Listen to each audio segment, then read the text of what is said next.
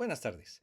Vamos a retomar nuestros videos en YouTube después de más de un año de pues no estar por esta vía debido a los trabajos para concluir la redacción de un libro que se acaba de publicar y que aprovecho este espacio para anunciar, que es precisamente este libro, La salvación de Heidegger, la apertura al diálogo en la posguerra, 1945-1960, y que se publicó en la editorial Bonilla Artiga Editores. Se trata de un texto que lleva a cabo una revisión de los problemas que enfrentó Heidegger a partir de su situación en la universidad y de manera especial la prohibición docente que tuvo como consecuencia de su participación en el nacionalsocialismo en 1933, como ya hemos señalado en algún otro video. Y lo que ocurre en este periodo, al terminar la guerra, es la cuestión de buscar espacios para ejercer la docencia y mantener su lugar como maestro después de 30 años de labor docente y que en ese momento se veía suspendida por esa prohibición. Entonces Heidegger busca espacios para mantenerse como maestro y lo que llevo a cabo en este libro es precisamente una investigación en torno a ello y abordo cuestiones que han sido poco trabajadas. Bueno, en el marco de esa investigación y a partir de la publicación de la obra, eh, eh, pues no completa, pero sí la obra integral, la Gesamtausgabe de Heidegger, pues tenemos una visión diferente en torno a su camino o los caminos filosóficos por los que transitó. Entonces el día de hoy hablaremos precisamente de esos caminos filosóficos de Heidegger, que como sabemos fueron agrupados por él mismo bajo la guía de la pregunta por el ser o la pregunta que lleva a cabo el replanteamiento en torno al ser. En un primer momento, como sabemos en la ontología fundamental, a la luz de la pregunta por el sentido del ser y posteriormente por la verdad del ser o la localidad del ser, el lugar del ser. Eh, entonces el día de hoy hablaremos de la nueva estructuración que encontramos a partir de la totalidad de las obras prácticamente con las que ya contamos, faltan muy pocos volúmenes por ser publicados, pero con la cantidad de material que ya tenemos da pie para una resignificación de la obra de Heidegger. Ante ello podemos iniciar, eh, bueno, pues en primer lugar, con la crítica al carácter unitario que el propio Heidegger interpretó sobre su obra, es decir, que solamente se trataba de la pregunta por el ser, y a partir de ello algunas lecturas e interpretaciones históricas con las que ya contamos, como es el caso de la interpretación de Richardson en los años 60, de William Richardson, que llevó a cabo esa gran monografía, ¿no? De Heidegger y en donde propone que su obra sea pensada en dos grandes momentos, ¿no? Que él ubicó como el Heidegger I y el Heidegger II, y que sabemos ha sido pues ligado con esos dos grandes momentos, el Heidegger I con la ontología fundamental y el Heidegger II con el pensar del Ereignis, que ya hemos abordado en otros videos, o también que fue abarcado como el pensar ontohistórico o pensar de la historia del ser. Digamos, diversos nombres que se le dieron a ese segundo momento. Eh, Esta fue la interpretación canónica que pues guió las investigaciones en torno a Heidegger a lo largo de décadas, ¿no? Que había dos grandes momentos, el Heidegger 1, el Heidegger 2. Y cada uno de esos momentos, sabemos, tenía un núcleo. El Heidegger 1 de la ontología fundamental tenía Ser y Tiempo como núcleo en 1927, y el Heidegger 2 tenía como núcleo los aportes a la filosofía de 1936, ¿no? Esos eran los dos libros fundamentales con los que contábamos, y prácticamente todo el resto, ¿no? Lo previo y lo posterior de cada uno de esos núcleos era interpretado a partir de, de esos momentos centrales, ¿no? Eh, Uno de los lectores de Heidegger, de los intérpretes de Heidegger, Otto Pögeler, eh, pues modificó su lectura de, digamos, hablar solamente de un camino que pudiese pensarse en esos dos momentos, y más bien se atrevió a hablar de caminos de Heidegger, los caminos de Heidegger, y que era algo que algunos alumnos del propio Heidegger ya habían pensado y visto de esa forma. Uno de ellos, el alumno más fiel de Heidegger, Hans-Georg Gadamer, eh, quien inició la interpretación de Heidegger separando las primeras lecciones de Ser y Tiempo, ¿no? Otros lectores e intérpretes de Heidegger, como Friedrich Wilhelm von Hermann, interpretaba ello de camino unitario, ¿no? Es decir, que las primeras lecciones se entendían respecto de Ser y Tiempo, es decir, de una forma teleológica. Hoy quizás podemos darle la razón tanto a Gadamer como a Pögeler en el sentido de hablar de una diversificación de caminos que de una u otra manera concuerdan en la pregunta guía en torno al ser, pero que puede ser abordada en cada uno de esos caminos y de esos momentos.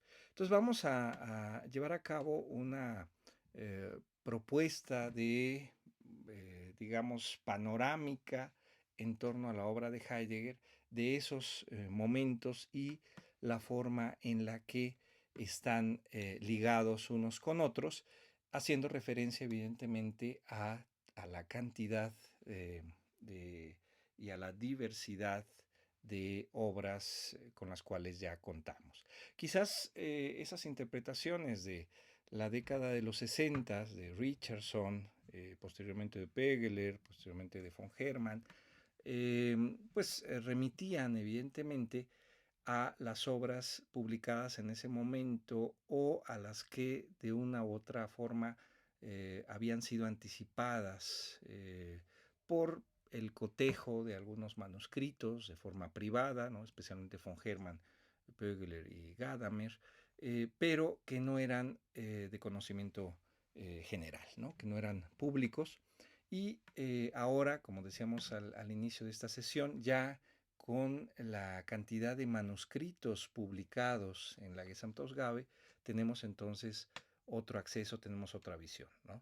Un elemento central para ello pues ha sido la publicación de los cuadernos negros. La totalidad de los cuadernos negros ya se publicaron, los 9 volúmenes, del volumen 94 al 102, y eso nos abre el panorama especialmente para uno de estos caminos que vamos a señalar y que modifica la interpretación general que se había dado sobre el segundo Heidegger, ¿no?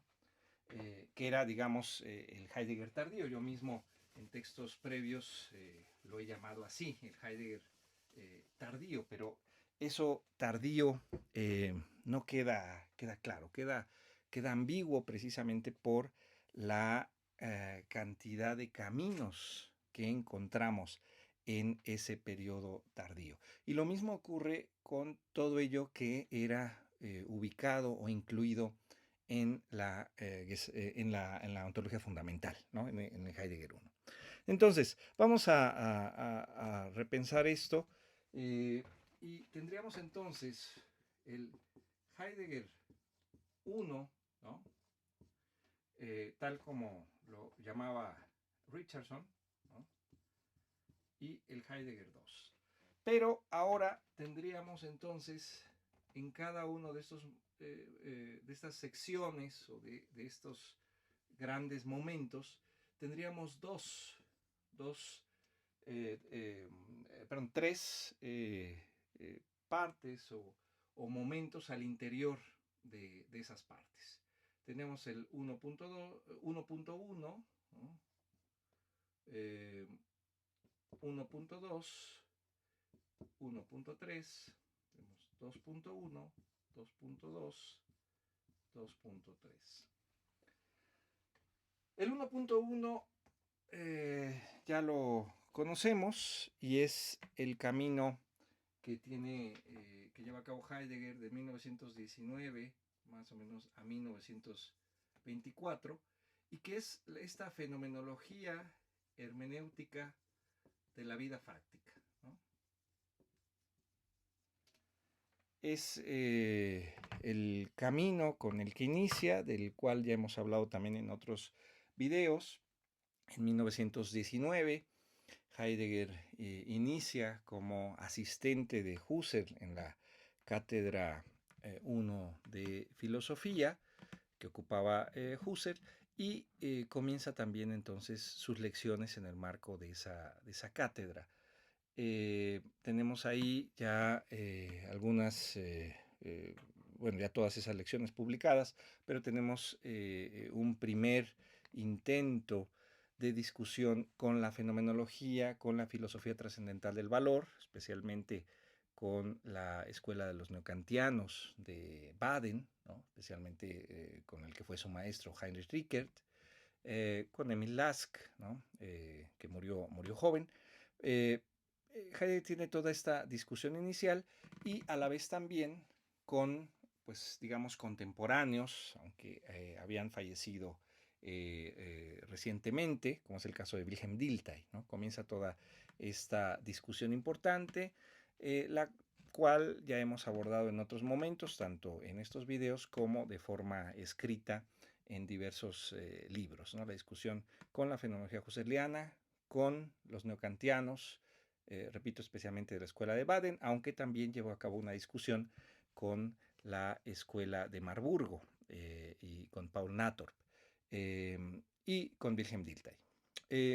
Después, alrededor de 1921, sabemos, inicia ya su discusión con los grandes de la historia, ¿no? Dice, hay una cita en una carta a su esposa Elfriede, donde dice que los contemporáneos ya dieron de sí y ahora iba a medirse con los grandes de la historia. Y sabemos que el grande con el que inicia esa medición y esa discusión es con Aristóteles. Y en verano de 1921 comienza esos ejercicios sobre Aristóteles que van a dar la pauta a lo largo de varios años, tanto en Friburgo de 1921 a 1923 y posteriormente en Marburgo a partir de 1923. Comienza este camino de la fenomenología hermenéutica de la vida fáctica, en donde, sabemos, Heidegger inicia esta discusión con Husserl, algunas diferencias y algunas críticas que lleva a cabo en su momento. Como decíamos al inicio, uno de los intérpretes de Heidegger, von Hermann, pensaba que todas estas lecciones debían verse de forma teleológica a partir de Ser y Tiempo. Y entonces, durante mucho tiempo, y a partir de esta lectura heredada de von Hermann, se veían estas lecciones solamente en su remisión o en su concreción a Ser y Tiempo, ¿no? Todas estas de 1929 hasta las últimas en Marburgo ¿no? Y entonces abarcábamos un periodo de 1919 a 1926. En 1926 sabemos, Heidegger lleva a cabo la tercera redacción de Ser y Tiempo, el cual se publica en 1927. Entonces, ahora ya podemos pensar de cierta manera esta separación y no necesariamente una visión teleológica de estas lecciones. Y para ello tenemos muchos elementos. Uno que es importante es aquello que el propio Heidegger dejó fuera de Ser y Tiempo, ¿no? Recordemos, como ya lo hemos hecho, esta cita de una carta a Löwit después de la publicación de Ser y Tiempo, en donde Löwit le pregunta por algunos elementos que no descubre en Ser y Tiempo y que sí había descubierto en las primeras lecciones, ¿no? Uno de ellos es la cuestión de los indicadores formales, los formales Anzeige, y Heidegger responde a Löwit que eso está presupuesto, ¿no? Eso es uno de los elementos que estaría ya presupuesto en la lectura de Ser y Tiempo. Evidentemente, eso es un problema, ¿no? Porque finalmente los que detectaron esta cuestión, esta ausencia, fueron los alumnos, los que conocían esas lecciones, como es el caso de Karl Löwit o como es el caso de Hans-Georg Gadamer. Y evidentemente notaron esa diferencia. Incluso el propio Gadamer va a señalar un cambio importante porque dirá que Ser y Tiempo es prácticamente una recaída en planteamientos trascendentales, ¿no? Y esto lo señala Gadamer en diversos textos, ¿no? Eh, Voy a hacer referencia a uno de ellos. Um,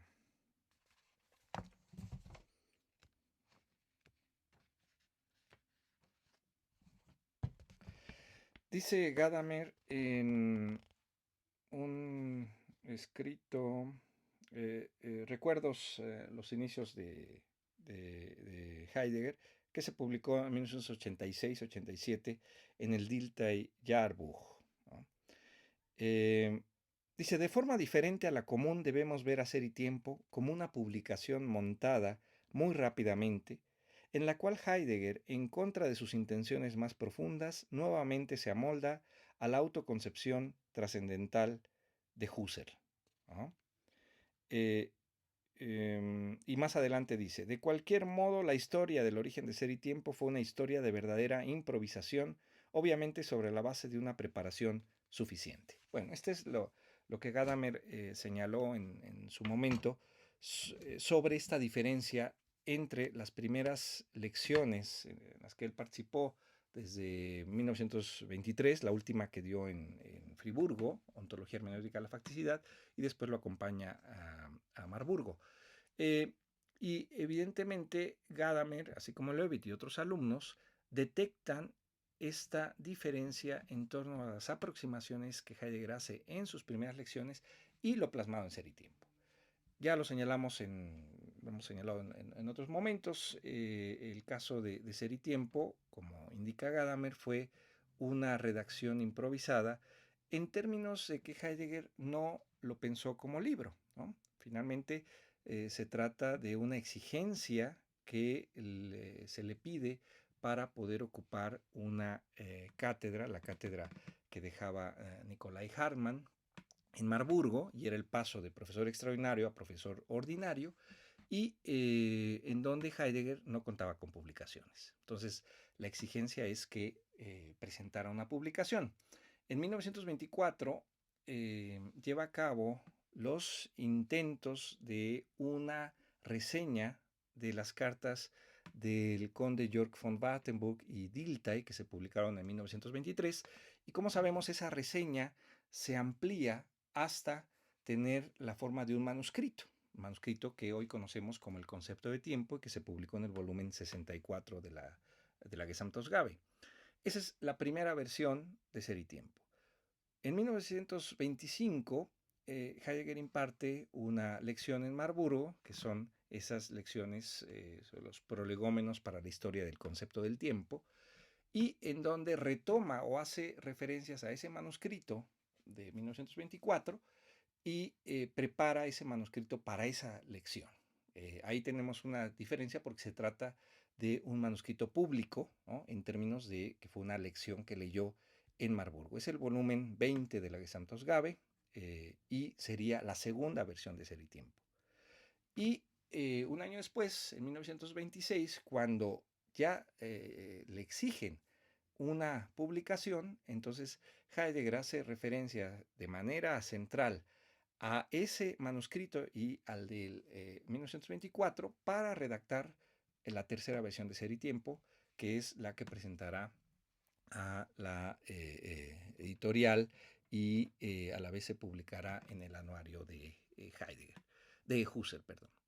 Y eso lo tenemos entonces como Ser y Tiempo. Entonces, a partir de esa publicación, como ya hemos señalado en otros momentos, tendríamos el núcleo de la ontología fundamental en Ser y Tiempo, como ya indicamos hace un momento, y eso sería el segundo estadio de esa primera parte, ¿no? Entonces tendríamos primero la fenomenología hermenéutica de la vida fáctica, con todo lo trabajado ahí, desde 1919 hasta 1924, y después en 1924 a 1927 tendríamos entonces, hasta la publicación de Ser y Tiempo, ya este segundo momento y que es ampliamente conocido, que es precisamente todo lo trabajado por Heidegger como su obra principal y el impacto que tuvo. Y tendremos un paso, digamos, respecto de lo posterior, ¿no? ¿Qué ocurre después de la publicación en 1927 de Ser y Tiempo? ¿No?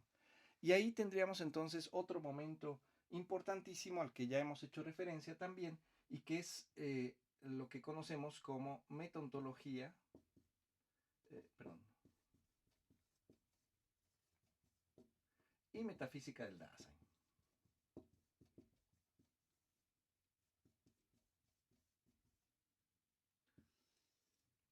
Y esto estamos hablando de 1927 a 1930. ¿No? Tendríamos entonces aquí otro momento que se deriva de las consecuencias de Ser y Tiempo. ¿No? Aunque Heidegger indique que no le interesa lo que se diga, ¿no? En torno a la publicación, a Ser y Tiempo, sabemos que no es así. ¿No? Está al tanto de las reseñas, está al tanto de lo que se dice y está al tanto de esas interpretaciones iniciales que se llevan a cabo y que ya hemos señalado en términos de una antropología filosófica y posteriormente en términos de existencialismo. ¿No? Pero inicialmente se asocia con una antropología filosófica por el énfasis que Heidegger hace en un modo de ser del ente que pregunta, ¿no? Que es precisamente el Dasein existente.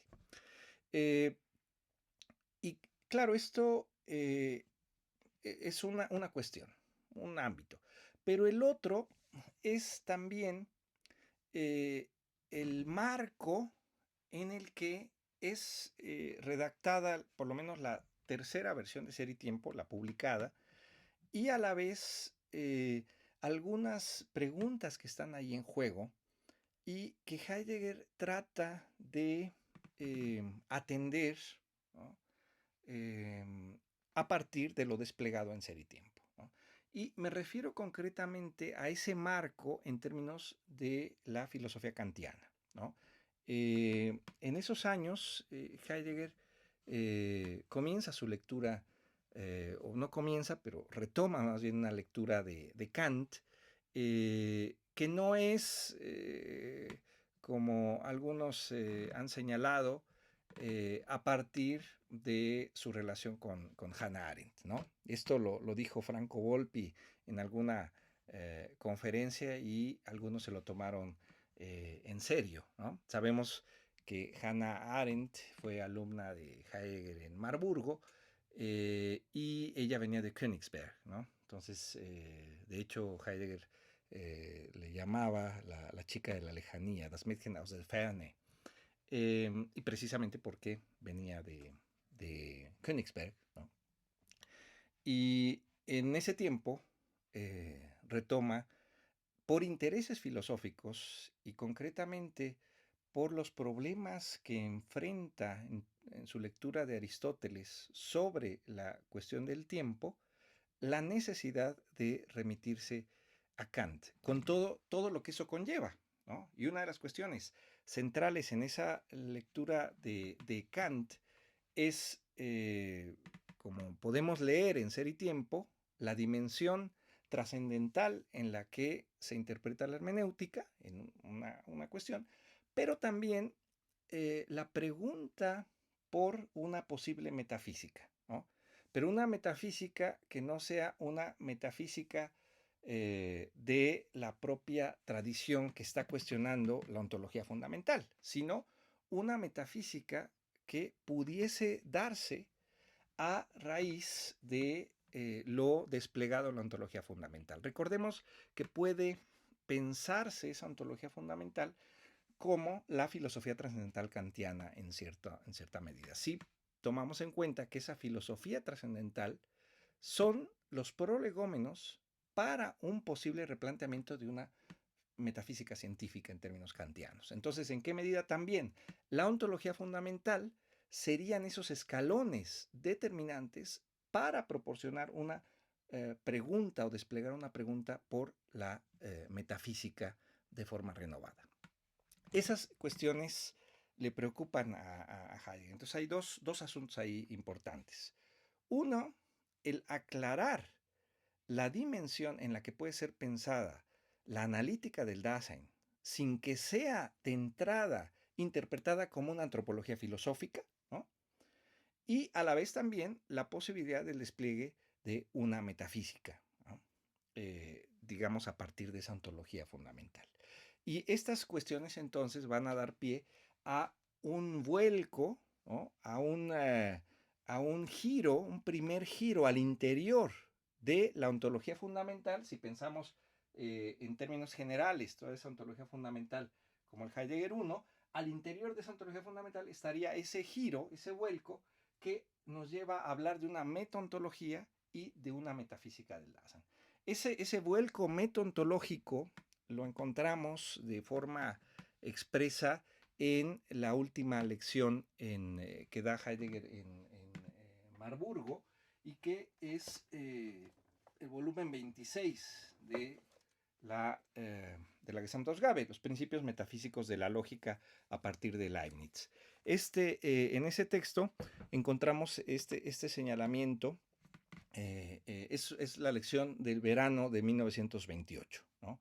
Ahí encontramos ya estos elementos de una metaontología. ¿En qué consiste esa metaontología? Bueno, en un giro o una ampliación de lo pensado en Ser y Tiempo, en donde el énfasis, como ya lo hemos visto, recae en la pregunta por el sentido del ser y en el retomar esa pregunta por el consecuente olvido que se ha encontrado en la historia de la filosofía, pero a la vez también, y en esa herencia aristotélica en la que Heidegger vive, ¿no? Todavía en esos momentos, a pesar del marco kantiano en el que lleva a cabo la interpretación, las preguntas guías, por lo menos desde 1921, las tenemos a partir de Aristóteles.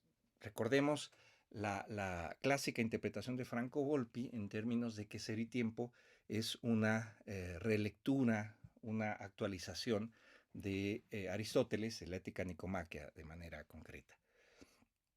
Entonces, ¿qué es la pregunta que está ahí en juego? Bueno, la interpretación de la metafísica en Aristóteles en un sentido ontoteológico, ¿no? Que recordemos, es una de las cuestiones que Paul Nathorp ya había develado como problemática a finales del siglo XIX y que Heidegger retoma en esos primeros ejercicios en 1921, ¿no? La dimensión ontoteológica de la metafísica. ¿Y en qué consiste eso? Bueno, en forma resumida, o en esa lectura que hace Heidegger, en la problemática del ser pensado como ser del ente, ¿no? Es decir, en un sentido de pensar lo que es en tanto es, ¿no? El to on geon del libro cuarto de la metafísica, o a la vez también pensar la posibilidad de esa metafísica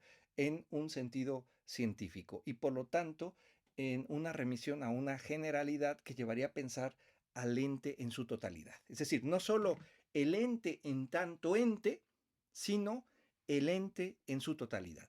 Y lo que encontramos entonces después de Ser y Tiempo es ese vuelco en donde se pregunta por el ente en su totalidad y que, como algunos intérpretes ya han abierto, es pensar al mundo, o pensar las posibilidades del ente en el mundo y por lo tanto también la necesidad de ontologías regionales. Aunque Heidegger no habla en este caso de esa metontología como una ontología, sino le llama una óntica metafísica, ¿no? Una metafísische Ontik, en ese texto que estamos mencionando, el Gesamtes Gabe 26. Y a partir de ahí entonces encontramos una serie de textos entre 1927 y 1930 que remiten a esa visión metontológica, ¿no?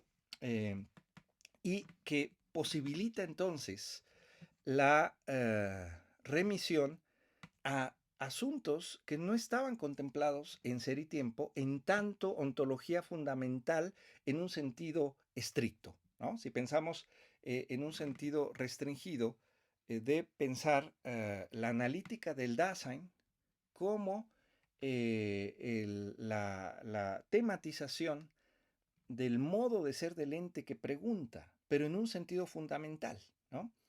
Quedando fuera, evidentemente, muchísimos aspectos que fueron de las críticas que se le hicieron a Heidegger inicialmente. Todas las cosas que quedaban fuera. Bueno, todo eso que queda fuera en la tematización, digamos, cerrada de Ser y Tiempo, tanto ontología fundamental, tanto analítica del Dasein, es precisamente lo que puede ser abordado en la tematización de los comportamientos con las diferentes regiones del ente, ¿no? Si se piensa en esas regiones como posibilidades de pensar al ente en su totalidad, es decir, de pensar al mundo. Y eso lo encontramos en el volumen 26, en el volumen 27, que es Introducción a la Filosofía, en el volumen 28, que es una introducción al idealismo alemán, y en el volumen 29-30, que es Conceptos Fundamentales de la Metafísica, Mundo, Soledad y Finitud, ¿no? 29-30. En todos en todas esas lecciones y en textos que se publicaron en esos años, por ejemplo, de la esencia del fundamento o que es metafísica, van en esa dirección, ¿no? En tratar de pensar la metafísica, pero en su respectividad a esa ontología fundamental en sentido estricto, es decir, respecto de esa analítica del Dasein, pero ahora ampliada a la tematización del mundo y las diferentes regiones. Y eso abre múltiples posibilidades de tematización que Heidegger desplegará o anunciará en esos años.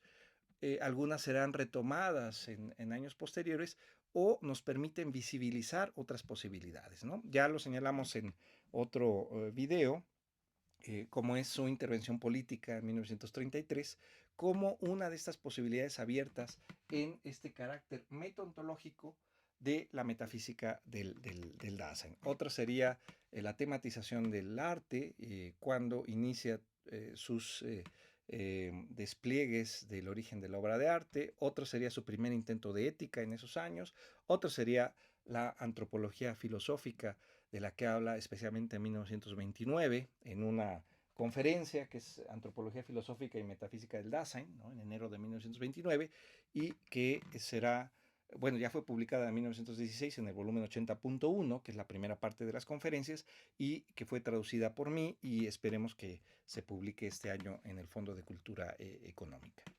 y a la vez también en el texto que se publica en 1929, que es Kant y el problema de la metafísica, en donde de forma expresa habla de esta metafísica del Dasein, ¿no? Entonces, esta metafísica del Dasein sería esta, resumiría, digamos, este intento ontológico fundamental de la analítica del Dasein en ser y tiempo, y a la vez las posibilidades que se abren en una metaontología, ¿no? En donde se gira en torno a las posibilidades del mundo y los respectivos comportamientos en torno a ello.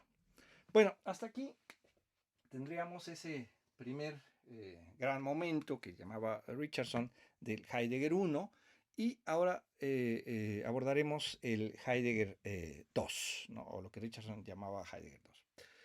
Aquí hay que señalar varias cuestiones, ¿no? Una de ellas es la dimensión de lo escrito, ¿no? Hasta este momento, ¿no? La mayoría de lo escrito, si no prácticamente todo, tenía carácter público, ¿no? Y con ese carácter público nos referimos a las lecciones, ¿no? Eran manuscritos que Heidegger leía en sus clases, ¿no? Y que, como sabemos, muchos de esos manuscritos o muchos de esos protocolos de esas lecciones eran transmitidos de generación en generación, ¿no? Lo que se tenía, por ejemplo, en el archivo Marcuse en Frankfurt era una colección que Marcuse juntó de los protocolos de las lecciones de Heidegger, aunque él mismo no haya asistido a ellas. Él asistió solamente a algunas a finales de la década de los 20, principios de los 30. O tenemos el caso de Helene Weiss y todos los protocolos que están ahí recopilados, a los cuales tuvo acceso su sobrino Ernst Tugendhat, por ejemplo, ¿no? Entonces tenemos esa digamos, dimensión exotérica en términos de los escritos que sí pues fueron conocidos en su momento en las lecciones, o los manuscritos que fueron publicados, como es el caso del manuscrito Ser y Tiempo. Hay algunas excepciones, como la primera versión de Ser y Tiempo, que es el volumen 64, que no fue público hasta 1989, ¿no? Pero, digamos, son pocos casos que, digamos, tuviesen un carácter esotérico, en el sentido en que Heidegger no pensara que fuesen públicos eso escrito. Pero a partir de 1930 la cuestión cambia, porque entonces tenemos esta dimensión exotérica en términos de lo escrito que puede ser dado a conocer, ya sea en lecciones o en publicaciones, pero contamos también con dos tipos de manuscritos que pudiésemos llamar de carácter esotérico, es decir, que no estaban pensados para su publicación. Los dos ya han sido publicados prácticamente en su totalidad. Me refiero a los conocidos cuadernos negros, esos 9 volúmenes que ya se han publicado, aunque hay algunos que todavía se han encontrado y que no han sido incluidos en la Gesamtausgabe, y hay uno que todavía falta, uno de esos cuadernillos falta, el primero de 1930 es el que no se ha encontrado, pero el resto ya se publicó y abarca esos 9 volúmenes, del volumen 94 al 102. Y como sabemos, ya es ampliamente conocido que esos cuadernos negros son apuntes de Heidegger de carácter sui generis. No son frases, no son simplemente aforismos, sino es una forma de escritura peculiar. No es tampoco un diario filosófico ni un diario personal, sino que se incluyen ahí diversos niveles de tematización, ¿no? Muchos de ellos que tienen que ver con lo que estaba ocurriendo en ese momento, muchos de ellos tienen que ver con sus propias publicaciones, con sus reflexiones en torno a términos, a lo ya escrito, a lo pensado, aclaraciones en torno a lo planteado en otros momentos, ciertos programas, ciertos planes en torno a lo que puede ser pensado, etcétera, ¿no? Entonces, encontramos esa dimensión. Y la otra a la que hago referencia también de carácter esotérico en términos de que Heidegger no pensaba que fuesen públicos de forma inicial, son una serie de escritos que se ubican especialmente en el 2.2, ¿no? Que es todos esos apuntes en torno o escritos en torno a la historia del ser, todos esos volúmenes, que prácticamente son siete volúmenes, de los cuales falta uno por ser publicado, ya se han publicado 6 en la Gesamtausgabe, que forman parte de eso que Heidegger quería mantener cerrado por 100 años, ¿no? Es algo que le dijo a su hijo Hermann Heide, que le dijo a Walter Bimmel, que lo escribió incluso en los Cuadernos Negros, ¿no? Que la época no estaba lista para comprenderlo y que todo eso debía guardarse por lo menos 100 años, ¿no? Es decir, gran parte de lo trabajado en ese segundo Heidegger. Bien, tendríamos entonces también 3 estadios en torno a ello. El primero lo pudiésemos ubicar en el camino que va de 1930, ¿no?, a 1936, ¿no?, y lo pudiésemos plantear con el título de La hendidura del ser, ¿no? Hendidura, que es un término que Heidegger emplea, Zerkluftung, esos primeros años o en los escritos de esos años alrededor o principios de 1930, ¿no? En una carta posterior a su amigo Podewils, Heidegger le señala que 1930 es el año crítico de su pensar, ¿no?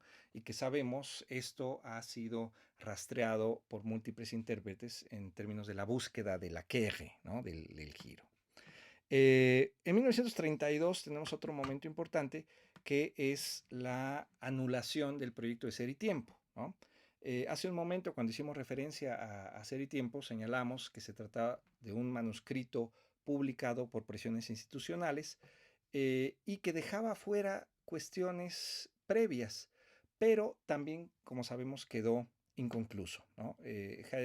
Las primeras ediciones fueron publicadas como volumen 1 y, como sabemos, en el parágrafo 8, en el plan de la obra, está señalado 2 grandes partes, cada una de ellas con 3 secciones, y lo único que encontramos en lo publicado son las 2 primeras secciones de la primera parte. Es decir, la tercera sección de la primera parte y toda la segunda parte no fue publicada. Entonces, estaba la expectativa de ese segundo volumen o de la continuación de Ser y Tiempo. Y en 1932, a través de cartas, sabemos que esa obra ya no va a continuar, y más bien entonces ocurre ese giro del que tanto se habla, esa Kehre, en donde ya Heidegger comenzará en sus años a hablar del Ereignis, ¿no?, que es, como va a decir en la Carta sobre el Humanismo y en otros lugares, el término central de su pensar. Es decir, tratar de pensar el ser y la búsqueda de esa tematización en torno al ser, más bien en términos de un acontecimiento apropiador, un acontecimiento propio, y del cual también ya hemos hablado en otros momentos. Entonces comienza este camino de la hendidura del ser, en donde hay múltiples tematizaciones.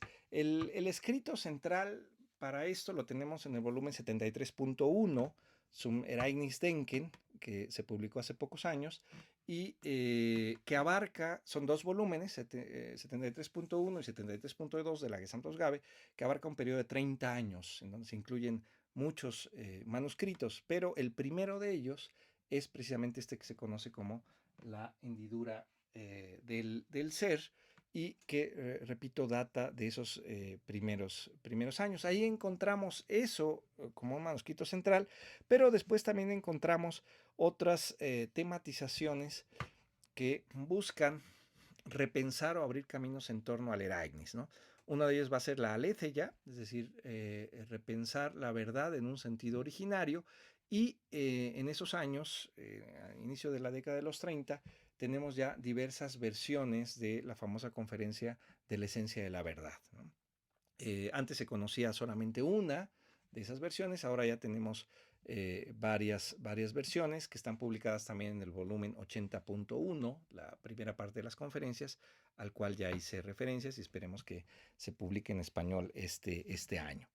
Y el último punto también importante en ese marco previo, digamos, que encontramos en estos años, es la lección Introducción a la Metafísica, ¿no? De 1935, y que sabemos va a ser un texto problemático, el cual Heidegger publica en 1953, y que sabemos hay una frase cerca del final que refiere al nacionalsocialismo y que ha sido motivo de amplias críticas, comenzando por Habermas, quien en 1953 tenía 24 años, escribió una reseña en un periódico que dio pie a una serie de discusiones en torno a ello. Pero la lección de 1935, Introducción a la Metafísica, lleva a cabo una serie de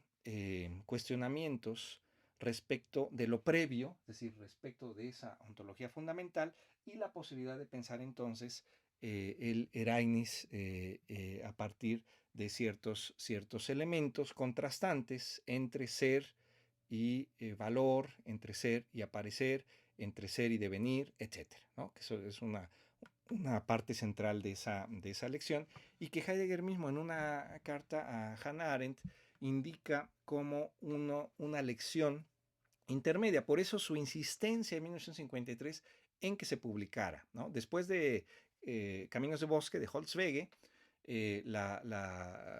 una de las primeras publicaciones importantes para Heidegger es esa de 1953, esta lección leída en 1935, Introducción a la Metafísica, porque a Hannah Arendt le dice que es una lección entre ser y tiempo y Holzwege. Y Holzwege, o Caminos de Bosque, pensado como una parte exotérica, ¿no? Un texto que difunde el trabajo de este segundo momento, del Heidegger II. Entonces, Introducción a la Metafísica fue vista como algo introductorio a esta segunda parte. Después tendríamos ya de forma concreta en 1936, o a partir de 1936 y por lo menos hasta 1944, esta relación del Eraignis con la historia del ser, ¿no? Y que sabemos, aquí encontramos el texto, el otro núcleo, ¿no? Si aquí en el 1.2 está Ser y Tiempo, aquí estarían los aportes a la filosofía, ¿no? De 1936, y que sería la parte nuclear de ese segundo gran momento, los aportes a la filosofía, que se redactaron entre 1936 y 38, y después tenemos la serie de textos que ya anticipamos o ya mencionamos como textos de este pensar ontohistórico, ¿no? Esta Meditación, ¿no? Redactado entre el 38 y 39, está La superación de la metafísica, 38-39, que es el volumen 67 de la Gesamtausgabe. Está La historia del ser, volumen 69, redactado entre 38 y 40. Está el volumen 70, sobre el inicio, redactado en 1941. Está el volumen 71, Das Ereignis, redactado entre 1941 y 42. Y el último, que falta por ser publicado, el 72, Los senderos del inicio, redactado en 1944. Estos 7 volúmenes, ¿no? Incluyendo los aportes a la filosofía, repito, van de 1936 a 1944, plantean la interpretación del Eraignis en su relación con ese pensar ontohistórico, ¿no? O ese pensar de la historia del ser, en donde, como sabemos, se piensa la metafísica como el primer inicio del pensar y a partir de ella se da la posibilidad de otro inicio, ¿no? Entonces Heidegger piensa ahí en términos de inicios y en términos de finalizaciones, que como sabemos es el periodo también en donde lleva a cabo sus lecciones sobre Hölderlin y sobre Nietzsche, algunas sobre Hegel también, y en donde piensa entonces esos finales o esas finalizaciones del primer inicio del pensar en tanto metafísica, con Nietzsche y Hegel en el ámbito filosófico y como la gran preparación para este otro inicio en el ámbito del decir poético a partir de Hölderlin, ¿no? Y eso es, digamos, el lado exotérico que se planteó en las lecciones, así como el volumen, las preguntas fundamentales, preguntas, em, em, perdón, em, sí, preguntas fundamentales de la filosofía, ¿no? Que es de 1937-38, como una de las versiones exotéricas de los aportes a la filosofía, ¿no? Recordemos que estos 7 volúmenes de manuscritos no fueron pensados como manuscritos exotéricos, es decir, no forman parte de lecciones, sino eran manuscritos que debían ser guardados durante un tiempo suficiente. Y lo que sí tenemos de forma exotérica son esas lecciones sobre Nietzsche, sobre Hölderlin, sobre Hegel y esta lección del 37-38, de invierno 37-38, en donde se dan señales claras de lo plasmado en los aportes a la filosofía, ¿no? Entonces eso tendríamos como núcleo. Una de las interpretaciones usuales que se tenían, como indicamos al inicio, es que esto constituía todo el Heidegger tardío, ¿no? Que esta relación entre el Ereignis y el pensamiento histórico determinaba la obra posterior.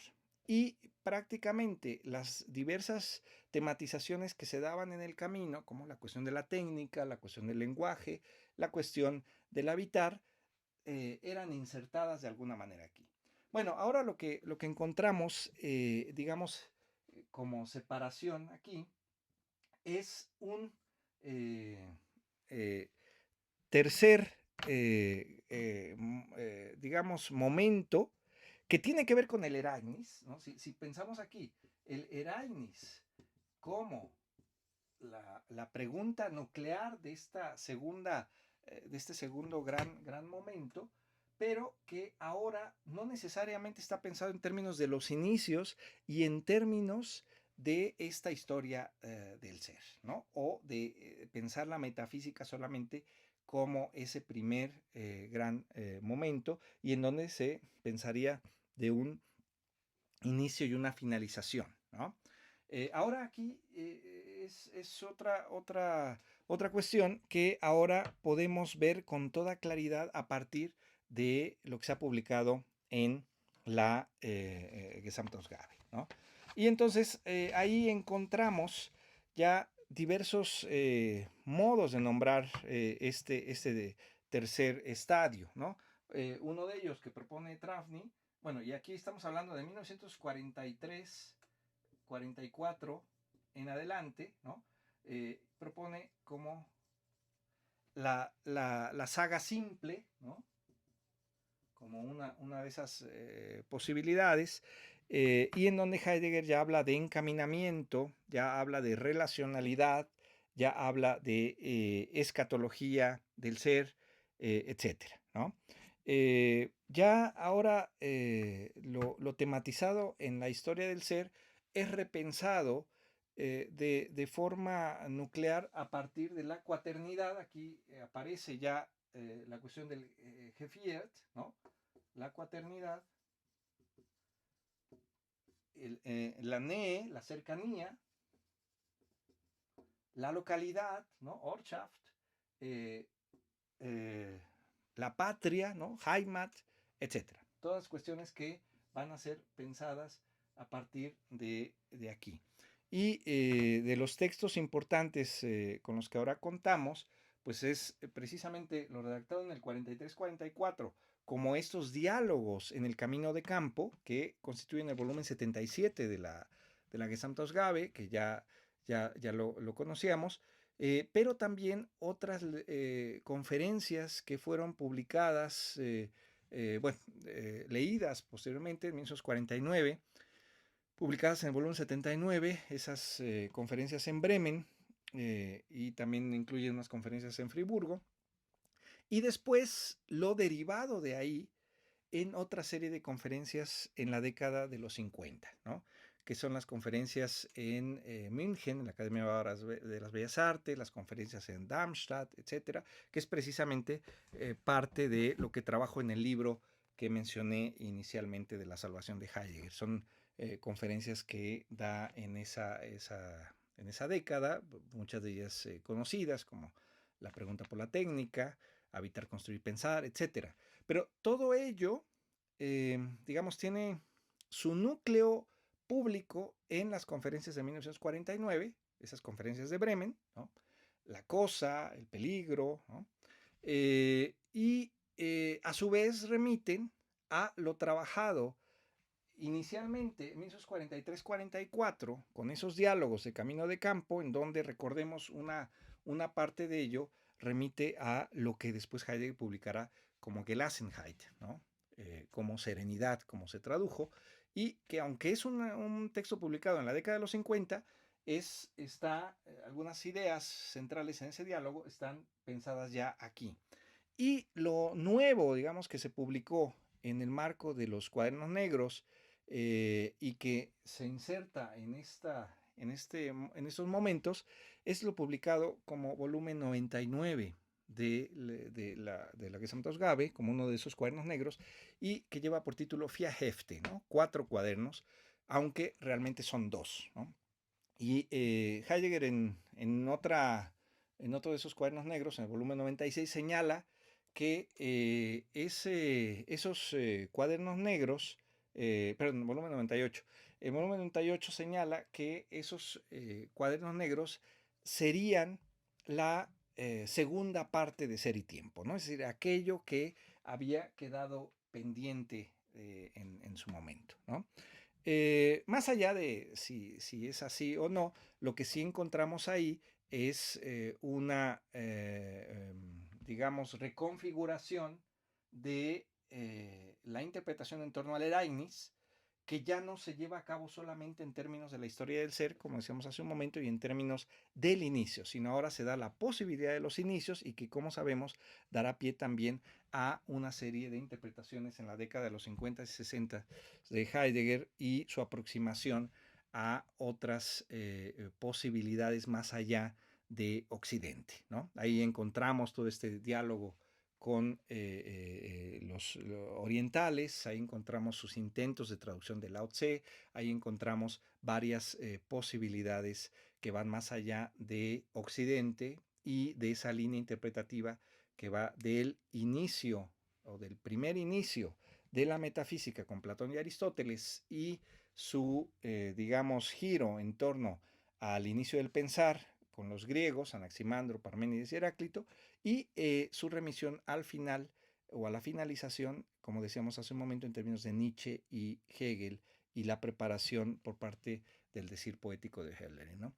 Se abre esta perspectiva y se piensa la cercanía en términos de la cuaternidad y esa cercanía que conjunta y a la vez separa. Y entonces tendríamos ya este tercer estadio que, aunque remite al Erasmus, repito, ya no está pensado solamente en términos de los inicios y en términos de la historia del ser. Bien, pues con eso me parece que tenemos un panorama diferente sobre la obra de Heidegger y que, aunque se mantenga el Heidegger 1 y el Heidegger 2, ahora ya se puede hilar fino en torno a estas diferencias y en torno a los caminos que se insertan, digamos, si todavía se piensa en un solo camino en torno al ser, cómo eso puede ser pensado en sus variaciones y a la vez también dar elementos de diversificación para pensar en un sentido o en otro. Bien, pues muchas gracias.